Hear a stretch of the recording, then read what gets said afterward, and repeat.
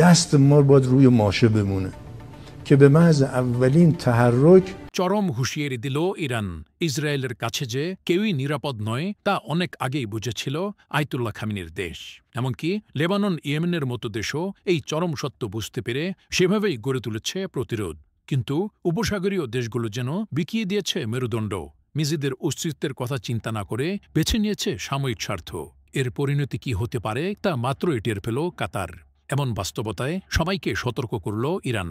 দেশটির সাবেক শীর্ষ সামরিক কর্মকর্তা মোহসিন রেজাই বলেছেন, সৌদি আরব, তুরস্ক ইরাকের জন্য অপেক্ষা করছে ইসরায়েলি বোমা।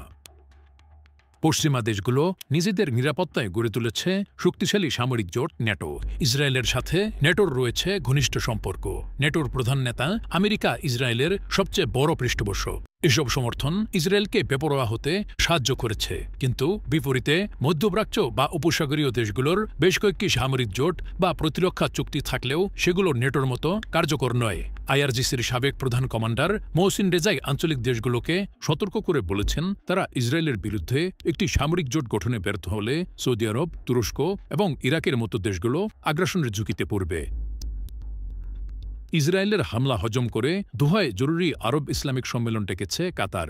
আজ দোহায় বসবে এই সম্মেলনে সম্ভাব্য আগ্রাসনের বিষয়টি গুরুত্ব সহকারে বিবেচনা করা উচিত বলে মনে করেন মোহসিন রেজাই। তিনি বলেন, এই সম্মেলন মুসলিম দেশগুলোর উপর ইসরায়েলি আগ্রাসন এবং গাজায় গণহত্যার বিরুদ্ধে কোনো বাস্তব পদক্ষেপ নিতে ব্যর্থ হলে সৌদি আরব, তুরস্ক এবং ইরাককেও যুদ্ধবিমান ও বোমার জন্য প্রস্তুত থাকা উচিত।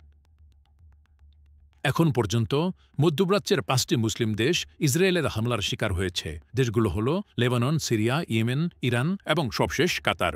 হামলা হয়েছে মধ্যপ্রাচ্য ছাড়িয়ে উত্তর আফ্রিকার মুসলিম দেশ তিউনিসিয়াতেও। মোহসিন রেজাই বলেছেন, একের পর এক দেশের বিরুদ্ধে পদক্ষেপ নেওয়ার আগেই ইসরায়েলকে মোকাবিলায় একটি সামরিক জোট গঠন করতে হবে। মোহসিন রেজাইয়ের মন্তব্যকে উপেক্ষা করার সুযোগ নেই, কেননা তিনি কাজ করছেন ইসলামিক বিপ্লবের নেতা আয়াতুল্লাহ খামেনির উপদেষ্টা হিসেবেও। এদিকে ইসরায়েলি সংবাদ মাধ্যম হারেজের একটি মতামত কলমে বলা হয়েছে, কাতারের সাম্প্রতিক বিমান হামলার পর ইসরায়েল তুরস্কের বিরুদ্ধে একটি নতুন যুদ্ধক্ষেত্র খুলতে পারে। তবে সম্ভাব্য এই পদক্ষেপকে বিপর্যয়কর বলে অভিহিত করা হয়েছে। আঙ্কারার সঙ্গে যে কোনো সংঘাত দোহায় হামলার চেয়ে অনেক বেশি বিপজ্জনক হবে বলে আশঙ্কা প্রকাশ করা হয়েছে। আরেক ইসরায়েলি সংবাদ মাধ্যম টাইমস অফ ইসরায়েল জানিয়েছে, ন্যাটো সংশ্লিষ্টতার কারণে এর আগে তুরস্কে একই ধরনের অভিযান স্থগিত করেছিল তেল আবিব। এর পরিবর্তে কাতারকে বিকল্প লক্ষ্য হিসেবে বেছে নেন নেতানিয়াহু।